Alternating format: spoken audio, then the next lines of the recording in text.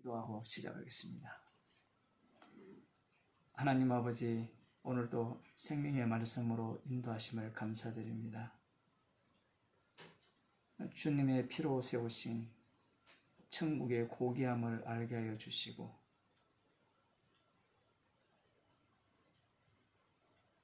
육이 원하는 천국이 아니라 주님의 피만을 자랑하는 천국임을 오늘도 보게 하여 주옵소서.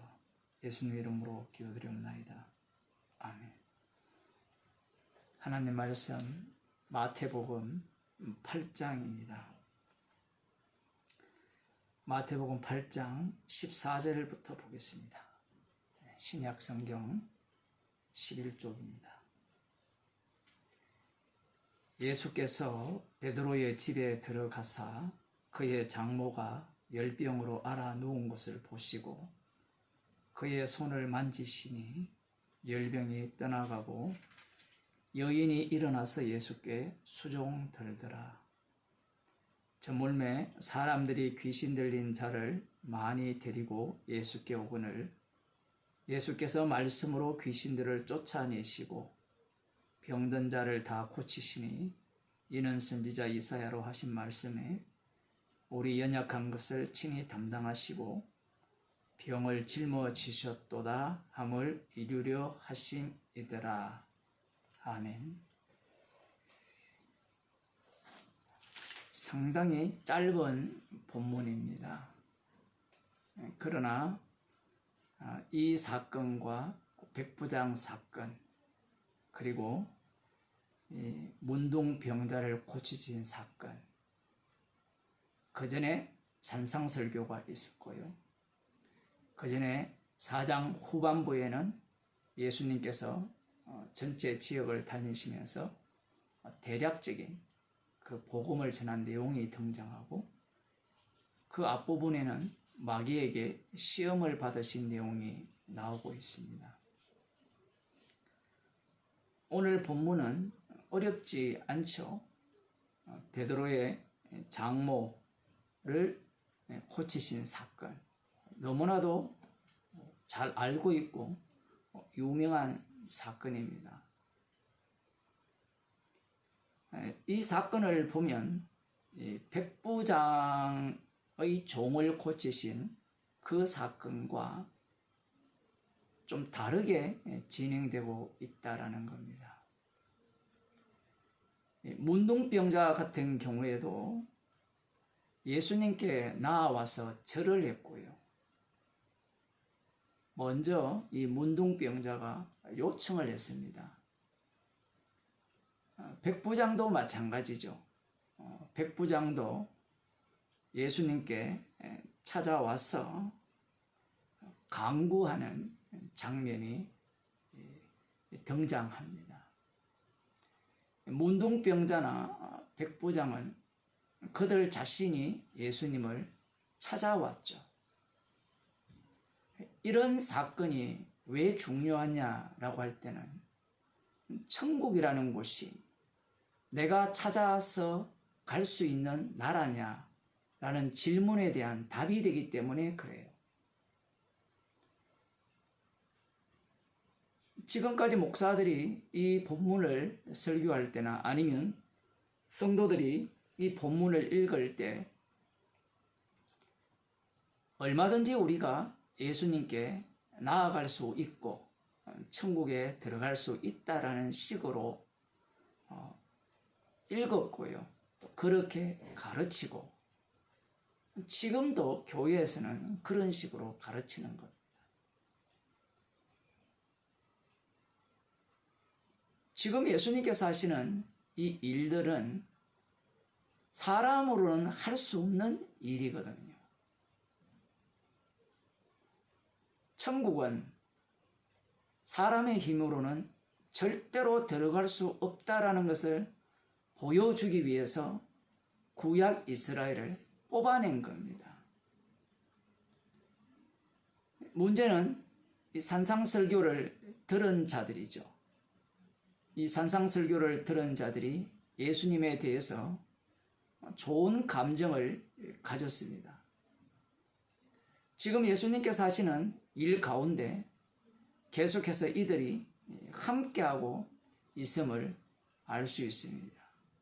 이들이 지금 문둥병자를 고치신 그 사건을 목격을 했고, 또한 이 가버나움 이쪽으로, 동네는 바뀌었지만 이쪽으로 들어가셔서 이 백부장을 고치는 그 사건을 목격했다라고 보셔도 됩니다. 물론 산상설교를 들은 자들이 다 흩어질 수도 있는데, 흩어졌다 하더라도 그 기본 바탕이 산상설교를 깔고 있다라고 생각하시면 돼요. 그들의 눈에는 예수님께 나와서 제대로 된 믿음만 보인다면 얼마든지 병을 고침받고 칭찬받고 천국에 들어갈 수 있다라는 식으로 이해할 수 있는 겁니다. 그런데 오늘 본문은 이 문둥병자나 이 백부장의 사건과는 상당히 다르게 진행되는 겁니다. 앞서도 말씀드린 바와 같이 문둥병자나 백부장은 직접 찾아왔습니다. 산상설교를 들은 자들도 직접 예수님을 찾아왔죠. 이와 달리 오늘 본문에서는 예수님께서 베드로의 집에 들어가셔서 이 베드로의 장모를, 그 열병을 고치신 사건이 나옵니다. 우리들이 생각할 때는 베드로의 장모니까 이미 구원은 받았고,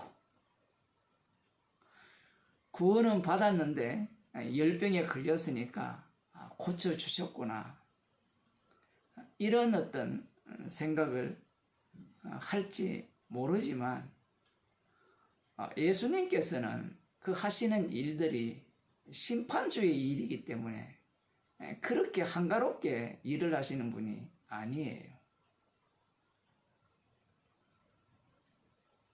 베드로의 장모기 때문에 찾아갔다라는 것이 아니라 주님이 찾아간 사람이 베드로의 장모인 거예요. 찾아낸 겁니다.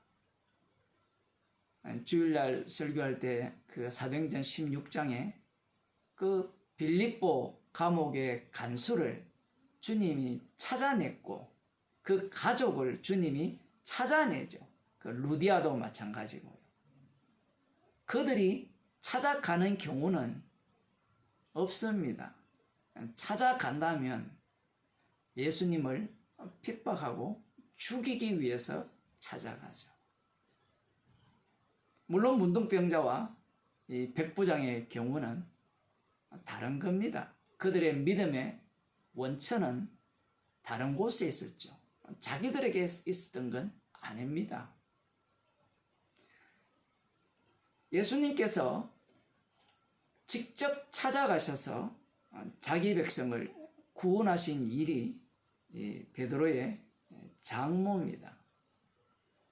마가복음에도 기록되어 있고 누가복음에도 기록되어 있는데, 그것과 비교하지 말고 오늘 본문만을 보게 되면 그의 장모가 열병으로 앓아 누운 것을 보시고 그의 손을 만지시니 열병이 떠나가고 여인이 일어나서 예수께 수종들더라. 정말 간단하죠.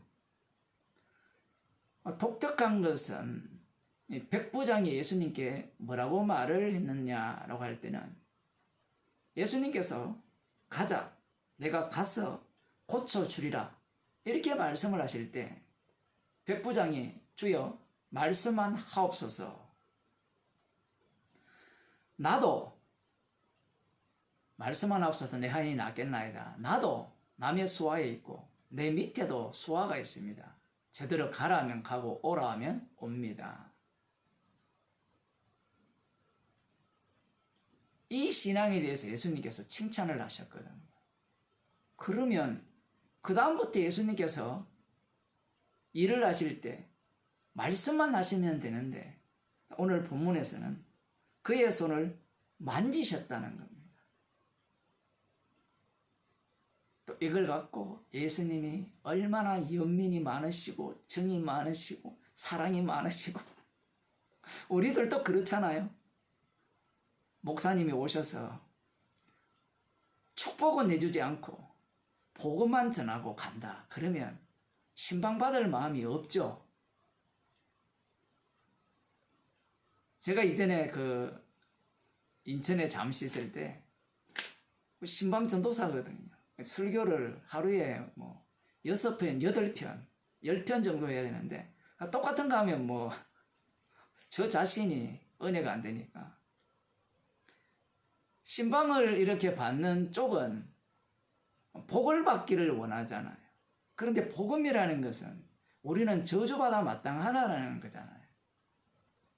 별로 좋아하지 않습니다. 물론 그들은 기계적이 되기 때문에 신방 목사가 가면 헌금도 하고 책 사보라고도 이 돈도 주고 그건 다 해요. 눈앞에서는 가면을 워낙 잘 쓰기 때문에 아멘을 하지만 그게 아멘이 되겠습니까?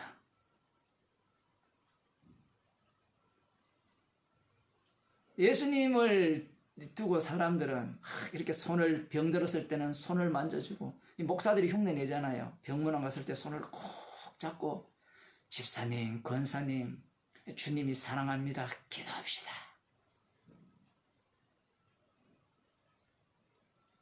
여러분 드라마 안 보시니까 제가 팥진고 잠시 언급을 했는데 거기에 그 당시에 1930년대 선교사들이 갓 들어왔고 일제시대에 그 목사들이나 전도사들이 기도하는 걸 한번 보세요. 어떻게 기도합니까?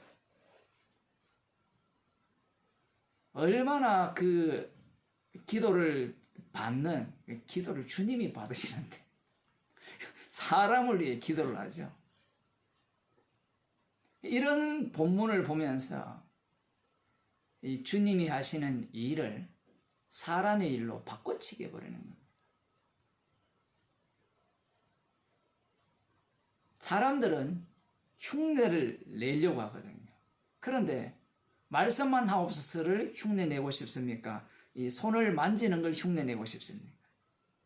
이 두 가지 요소가 인간이 다 작동해요. 다 욕망이거든요. 나 이만큼 능력 있어라고 하는 인간들은 말씀으로 이야기하고 그때그때 다 뽑아내는 겁니다. 지금 예수님께서는 십자가를 전가하고 있거든요. 십자가의 피가 너를 구원한다는 겁니다. 우리는 열병이 떠나갔다. 여기에 주목을 하죠.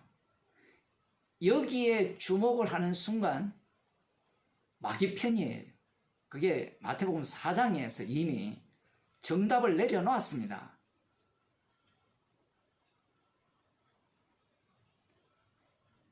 그러면 예수님께서 왜 병을 고쳐줍니까? 너 마귀 새끼 하라는 거예요. 그 마귀 새끼를 십자가의 피로 자기 이름을 위해서 죄 용서해서 구원하신다는 겁니다.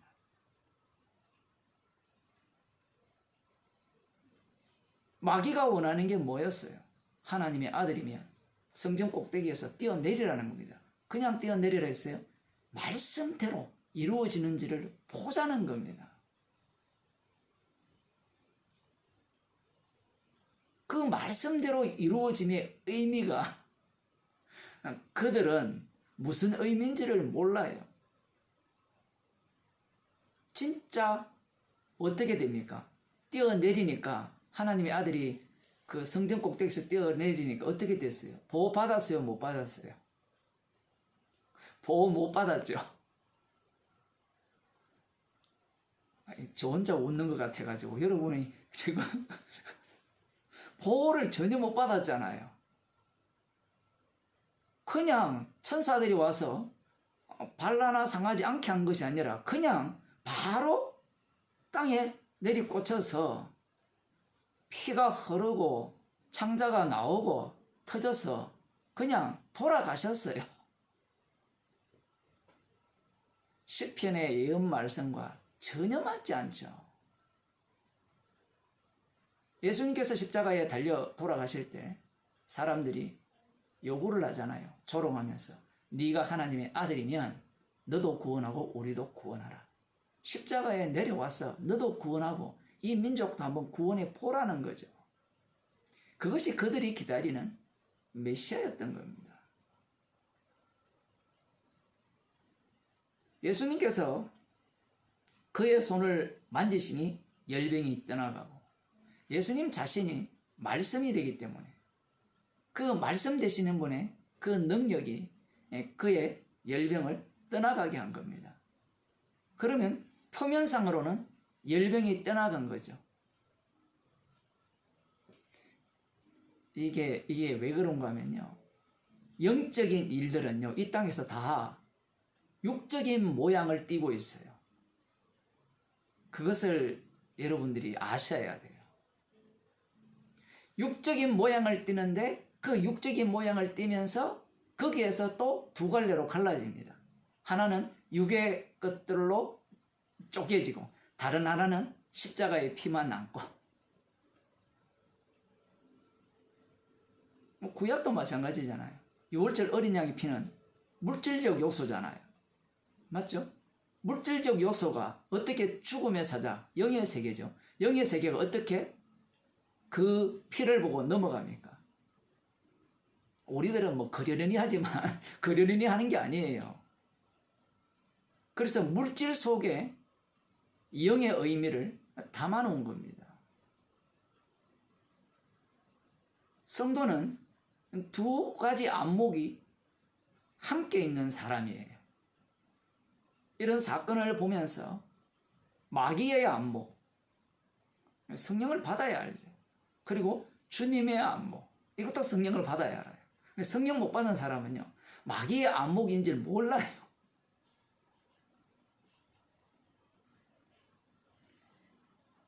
그의 손을 만지시니 열병이 떠나가고 여인이 수종 일어나서 예수께 수종 들더라. 짧은 사건이지만 여기에서 이 여인이 수종을 들었잖아요. 예수님께 봉사한 겁니다. 이 봉사의 모양은 다양합니다. 사람들이 오해하는 게 주님을 섬기면 되지 않습니까? 라고 하면 기존 교회에서는 섬기는 것을 다 육적으로 다 바꿔치겠죠. 내가 기도하고 헌금하고 전도하고 뭐 이런 것들로 하나님을, 주님을 섬긴다. 이렇게 바꿔치기 한 것에 대해서 여러분들은 다 부정적인 안목을 갖고 있잖아요. 그러면 그것이 부정되면 어떻게 주님을 섬깁니까?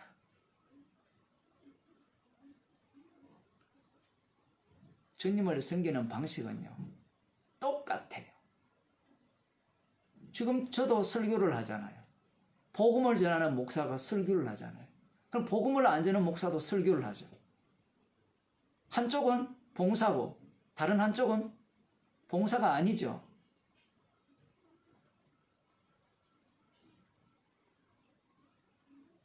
주님께 수종 들더라 했을 때 뭐 식사 대접하고 뭐 물꽃 대접하고 뭐 그렇게 했겠죠. 그것이 어떻게 영이 되느냐라고 할 때는 그렇게 봉사함으로 말미암아 이 봉사가 누구로부터 왔어요? 주님께로부터 왔죠. 그 주님은 십자가신 주님께로 왔고 그 십자가의 피능력이 봉사를 유발했고, 그러면 이 봉사는 궁극적으로 어떻게 됩니까? 피를 자랑하면 봉사가 부정돼야 되죠.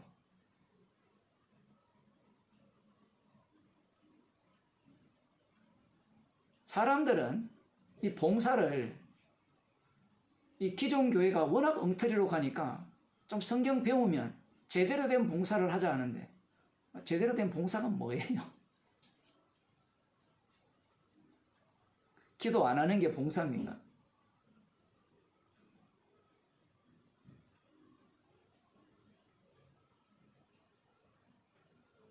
뭐 전도 안 하는 게 봉사예요? 그럼 뭐 할 거예요? 그런 사람들 들여다보면 돈 버는 데 미쳐 있어요. 그거라도 봉사라면 봉사예요. 죄인임을 알아가게 하시는 주님이 만드신 상황이라면 상황이죠.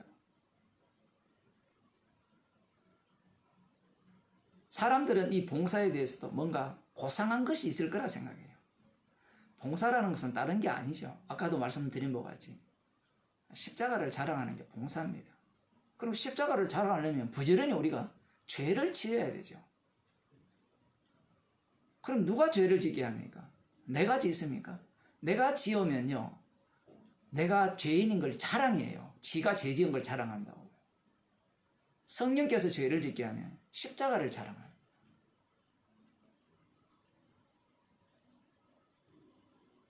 뭐 기인난 저만 알아들어야죠. 주님께서 구원하신 이유는 주님을 섬기게 하기 위해서예요. 여기 마태복음에는 예수님을 수종들더라 이렇게 나오지만 마가복음이나 다른 이 마태복음에 뭐 표준 원문이라는 게 있어요. 뭐 고대 사본들이 있는데 거기에서는 그들을 섬겼더라 이렇게 나오거든요. 그래서 그들을 섬기는 게 맞느냐, 예수님을 섬기는 게 맞느냐, 둘 다 맞아요. 나중에 누가 누구를 섬깁니까? 구원받은 자들이 성도를 섬기게 돼 있죠. 서로 봉사하게 돼 있잖아요. 그것이 주님을 섬기는 겁니다. 우리는 주님은 잘 믿을 수 있어요. 맞죠? 성경 공부를 열심히 하고 좀 제대로 공부를 하면 진짜 십자가의 피를 믿어요 라고 하지만 소자는 대접하지 않습니다. 왜냐하면 소자는요, 내가 예상한 주님이 아니거든요. 소자의 모습이 은우 같은 모습을 갖고 있는 거예요. 소자의 모습은 내가 결정할 수 없죠. 내 이웃이 누굽니까? 라고 물었을 때 지가 이웃을 결정하겠다는 거예요. 가르쳐만 주시면. 주님은 소자를 절대로 안 가르쳐 줍니다. 그래서 부지 중에 천사를 영접했다. 그게 믿음의 사람들이라 이렇게 표현하거든요. 요즘은 이 말씀이라는 정보가 워낙 많이 나와 있기 때문에 뭐 홀로 신앙생활 하는 것은 뭐 너무나 쉽죠. 과거에는 찾아다녀야 되거든요. 책도 많이 나오지 않고 요즘은 뭐 앉아만 있으면 유명한 사람 설교는 다 나오고 조금만 수고하면 뭐 인터넷에 들어가면 자료가 다 있으니까 그거는 신앙생활이라 하지 않고요. 취미생활이라 얘기합니다. 주님이 자기 피로 자기 백성을 구원한 이유는 주님을 섬기게 하기 위해서, 봉사케 하기 위해서 구원하셨어요. 이스라엘 백성들이요, 홀로 신앙생활을 하면 되게 쉬워요. 레위기를 읽어보면 처음 제사법을 보면 뭐 나쁘지 않은데 가는데 제사법 속으로 점점 들어가면 모든 게 엮여 있죠. 옆에 가난한 자 있고 부자 있고 또 이 권세 있는 자 있고 권세 낮은 자 있고 좋은 옷 입는 사람이 있고 좋은 이 흐름한 옷 입는 사람이 있고 거지가 있고 고아가 있고 과부가 있고 이 엮여버리면 죄 안 지으려 해도 안 지을 수가 없어요. 그게 이스라엘의 형국이거든요. 오늘날 교인들은 그런 속으로 들어가기를 싫어해요. 물론 여러분들은 전혀 다르지만 왜 그러냐라고 하면요, 부딪히거든요. 그 이스라엘 백성들을 구원을 할 때 하나를 구원했잖아요. 아들로 구원했거든요. 그러면 그 아들이냐를 증거하기 위해서 그들을 전체 무리를 이 아들 속으로 집어넣은 거거든요. 교회도 마찬가지입니다. 그리스도의 몸의 지체로 불렀거든요.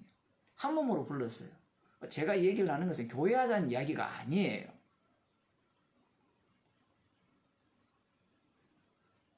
주님은 죄인을 불렀거든. 죄인을 부른 이유가 피를 자랑하라고 불렀단 말이에요. 그러면 그 피를 자랑하는 선봉장이 어디냐라고 할 때는 교회예요. 그래서 그 선봉대가 교회인데 그 교회가 먼저 어떤 일이 일어나는가 하면 지옥 갈 자들이 발생해요. 교회 안에서 지옥 갈 자들이 발생해요. 아시아 7교회가 한번 보세요. 다 사라졌잖아요. 사라졌다는 것은 말씀대로 되었다는 거거든요. 그럼 교회가 천국 간다 이 말이 성립이 안 되죠. 교회라는 것은 피를 보여주기 위한 교회거든요. 그 교회 속에 뭐가 있어요? 참 교회가 있는 겁니다. 이 구약과 똑같아요. 이스라엘 속에 참 이스라엘이 있거든요. 우리는 말씀대로 되어지는 교회니까 우리는 안 그럴 거야. 또 이렇게 말하면 우리 모임 중에 지금 누가 가짜야. 주님이 가짜를 다 뽑아냅니다.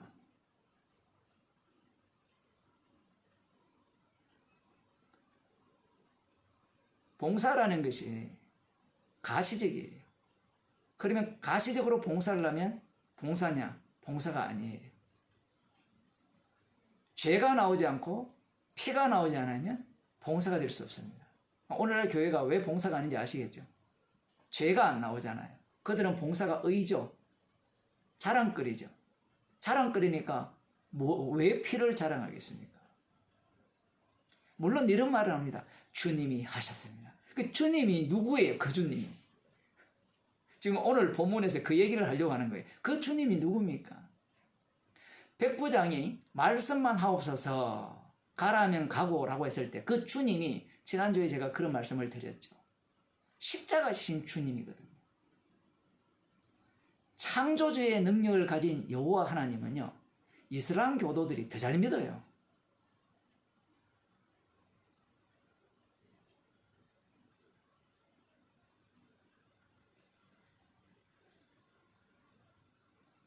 주님이 하셨습니다. 그 주님이 누구냐 따져 들어가보면 여호와 하나님이에요.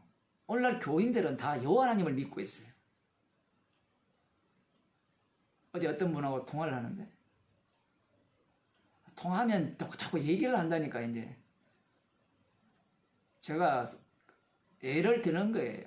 그 어떤 분에게 이제 그 제 책을 이렇게 보내드렸대요.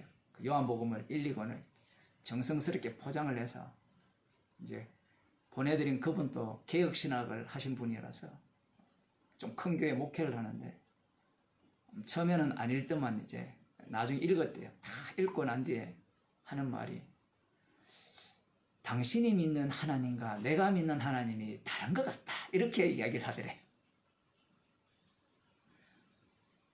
제대로 봤어요, 책을. 왜냐하면 본인은 여호와 하나님 믿거든요. 제가 요한복음에서는 십자가이신 예수님이 참 하나님이라고 하면서 여호와 하나님을 우상으로 이야기하거든요. 일반 교회에서는 이걸 못 받아들입니다. 이런 말을 하는 순간 이단이 되거든요. 여러분, 이단 되는 게 두렵습니까? 지옥 가는 게 두렵습니까?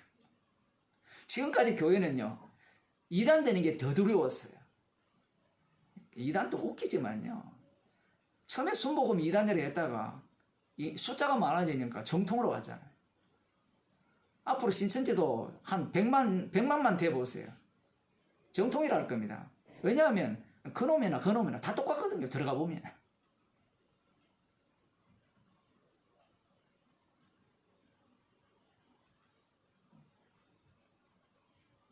주님이 하셨습니다.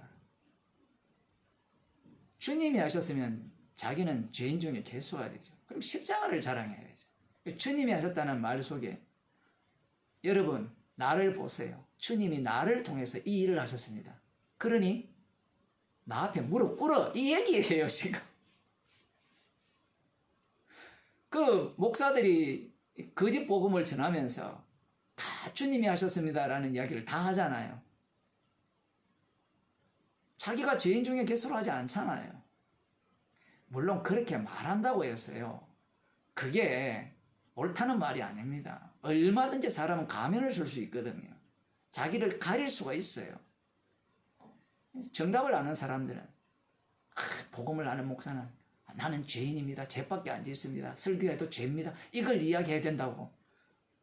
그 수준 낮은 교인들이 그렇게 얘기를 하거든요. 복음을 안다는 그 교인들이. 그건 누가 말 못합니까? 마귀가 바보입니까?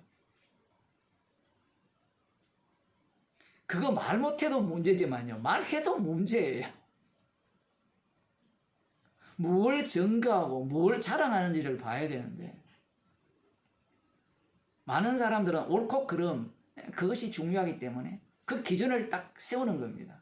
아마 여러분들도 그런 경우가 있었을 거예요. 기준을 딱 세워놓으면요. 그 그물에 걸려들지 않으면 다 가짜예요.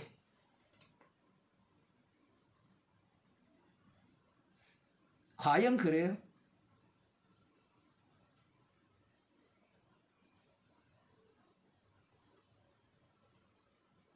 제가 그 고린도전서 9장을 그 레위기 7장과 연결시켜서 말씀을 드렸잖아요.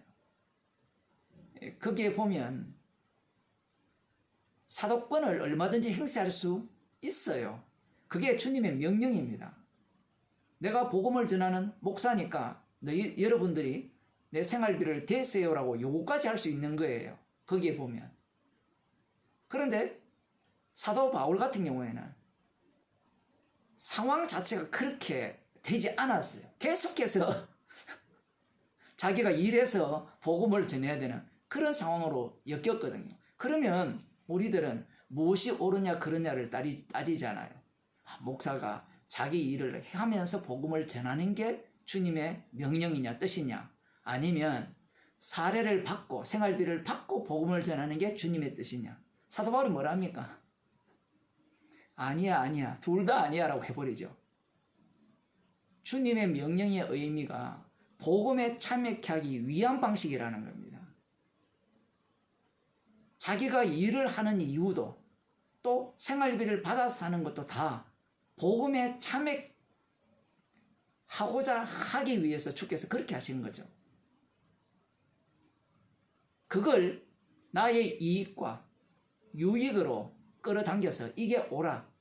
사람들은 그걸 갖고 훌륭한 목사가 되려고 하고, 아니면 자기 생활에 대한 보장을 받으려고 하고. 우리는 옳고 그름을 따지는데 전문가들이거든요. 선악과를 먹었기 때문에. 성경을 좀 제대로 읽게 되면 우리가 좀 알았다라고 해서 옳다라고 하는 것들이 다 오히려 악마적 사고로 바뀌어요. 사도 바울의 사도권을 공격하는 자들이 누구 입장입니까? 사도 바울이 하는 말을 그대로 갖고 바울을 공격한 거예요. 물론 그들은 무엇이 빠졌어요? 복음에 참여케 하기 위해서 주께서 그 상황을 펼쳤다는 걸 빼버리죠. 꿈에도 생각 못하는 겁니다.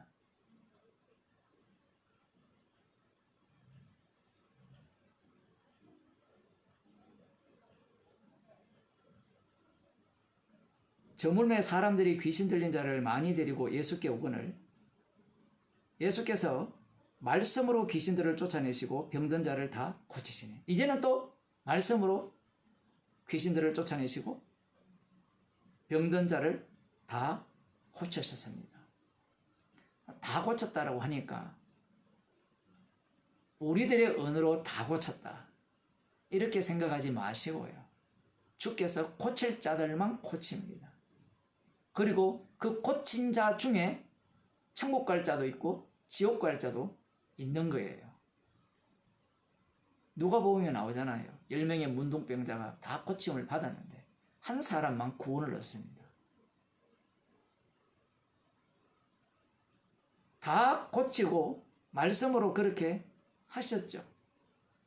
자, 여기까지만 우리가 딱 보면 산상설교를 들은 사람들이 예수님을 믿고 싶겠어요? 안 믿고 싶겠어요? 문둥병자 고쳤죠. 백부장의 종을 고쳤죠. 그 다음 이 베드로의 장모도 고쳤죠. 다른 본문에 보면 그날이 안식일이었기 때문에 이제 저녁에 사람들이 안식일이 끝나니까 몰려왔다. 이것도 할 말이 많습니다. 그런데 마태복음에서는 그 내용을 누락시켰기 때문에 거기까지는 우리가 들어갈 필요는 없다라고 보고요.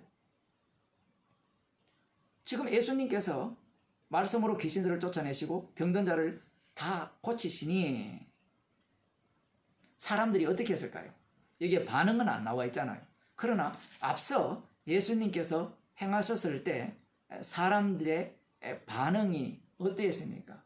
산상철교를 들었을 때도 이야, 정말 서기관과 같지 않고 권세 있는 자와 같다, 이렇게 평가를 했잖아요. 그런데 이 마태복음에서는 독특한 게 지금 문둥병자를 고쳤을 때 분명히 허다한 무리가 쫓았는데 허다한 무리의 반응이 지금 제가 못 읽어서 안 나옵니까? 그런 내용이 안 나오죠. 반응이. 가버나움에서도 백부장의 그 종을 고치신 그 사건에 대한 반응도 안 나오죠. 그리고 많은 귀신 들린 사람들을 쫓아내시고 병든 자를 고쳤었을 때도 반응이 나오지 않습니다.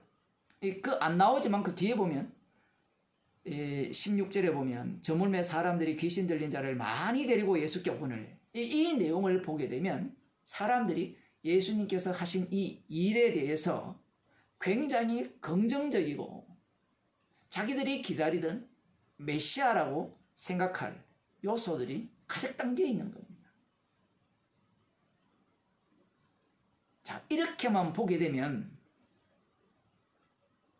마귀가 예수님을 시험했잖아요. 네가 하나님의 아들이면 능력을, 기적을 행하라. 지금 기적을 다 행했잖아요. 기적을 다 행했으니까 사람들은 예수님을 어떤 분으로 지금 보고 있어요? 어떤 분으로 보고 있어요?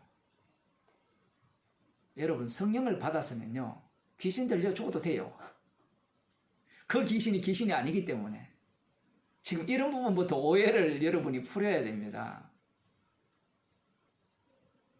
이 세상 전체가 악마가 장악하고 있거든요. 여러분들이 정신이 온전하니까 온전한 사람으로 보이잖아요. 뭐 대통령 당선이나 물러날 대통령이나 여러분, 그 사람들이 정신이 온전한 사람으로 보입니까? 안 그러면 귀신 들린 자로 보입니까? 이 예가 좀 더 적절할 것 같나요? 그 군대 귀신 들렸거든요. 혹시 아세요? 군대 귀신 들린지?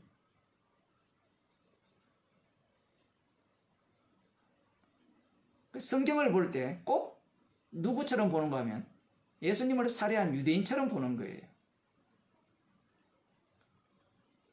십자가에 영이 들어와 버리면 사나 죽으나 그리스도의 것이 되잖아요.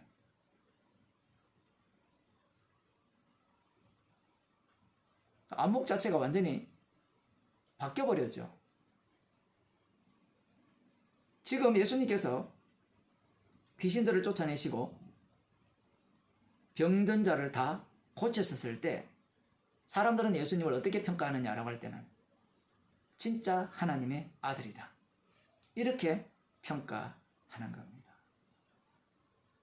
그 안목을 끄집어내기 위해서 산상설교를 하셨고 문둥병자를 고치셨고 백부장의 종을 고치셨고 베드로의 장모의 열병을 고치셨고 귀신들을 쫓아내시고 병든 자를 고치신 거예요. 사실 이 본문은 앞부분을 다 집약해 놓았다고 볼 수 있습니다. 여러분들이 이스라엘 백성이라면 구약을 읽을 거 아니에요. 구약을 읽을 때 출애굽 사건을 볼 때 유월절 어린 양의 피가 능력입니까? 안 그러면 10가지 재앙이 능력입니까?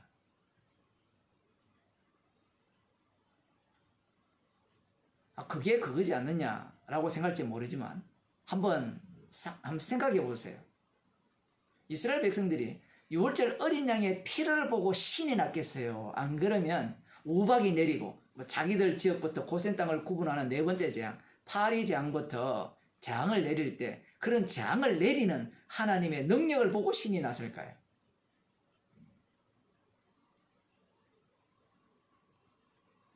자신들이 생각할 때 귀신 들린 자가 쫓겨나고 병이 고침을 받았잖아요.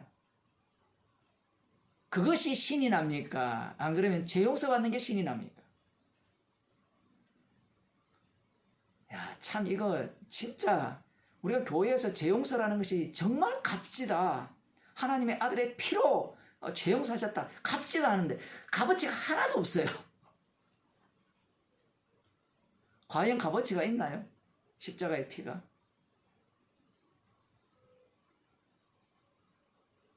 지금 산상설교를 했을 때 마치 모세가 예언한 그 선지자가 그들 가운데 왔다라고 생각하잖아요. 그런 느낌이 확 들죠. 모세는 지팡이를 들고 있었지만 예수님은 지팡이는 안 들고 있지만 문둥병자도 고치시고 백부장의 종도 고치시고 마치 하나님의 정권 대사처럼 행세를 하고 있잖아요. 그러니 이 메시아를 기다리는 이들은 예수님을 주목할 수밖에 없고 이 귀신을 쫓아내고 병을 고치신 이 일들을 목격하면서 이분이 바로 우리들이 기다리는 메시아라 이렇게 생각을 한 겁니다.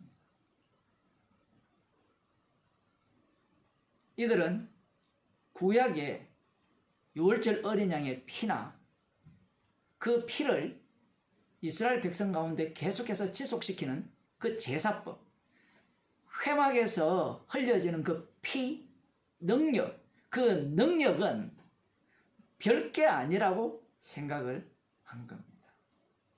그들은 무엇이 중요하냐 할 때는 적들을 물리치고 자기들이 이 땅의 소산을 풍성케 되는 것, 건강한 것, 그것이 하나님의 능력이라 생각한 거예요. 지금 이 예수님께서 하시는 이 일들을 볼 때 이들은 육이죠.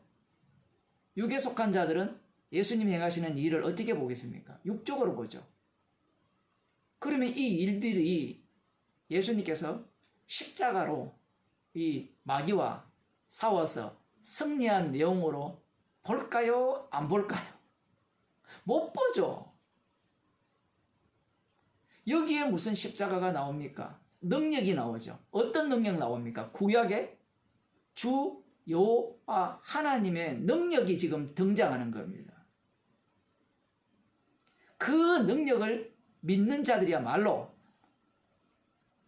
자기 아비를 마귀로 둔 자들이다. 지금 그 말씀을 하시는 거예요.